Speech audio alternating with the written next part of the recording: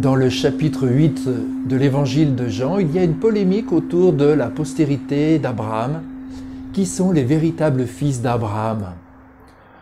Dans le chapitre 17 de la Genèse, au verset 5 et suivant, on a le passage du nom d'Abraham à Abraham. Abraham qui signifie « le Père est élevé » et Abraham, le Père d'une multitude. La lettre H est venue se planter au cœur de ce nom, Abraham, et tout change.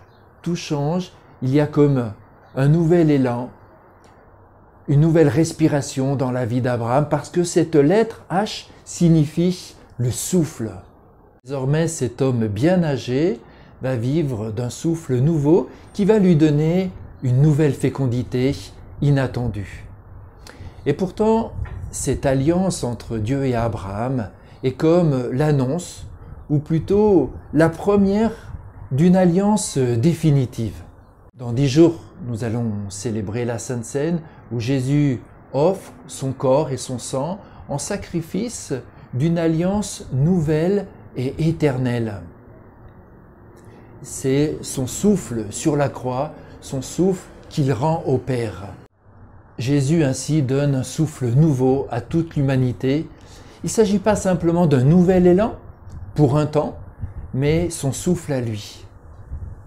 Un souffle pour que nous recevions une vie qui soit éternelle.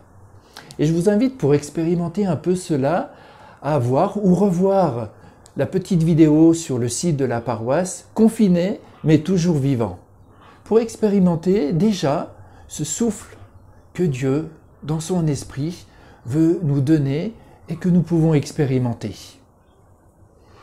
Seigneur, merci pour le souffle nouveau. Merci parce que ce souffle nous donne d'être davantage libres, libres pour aimer.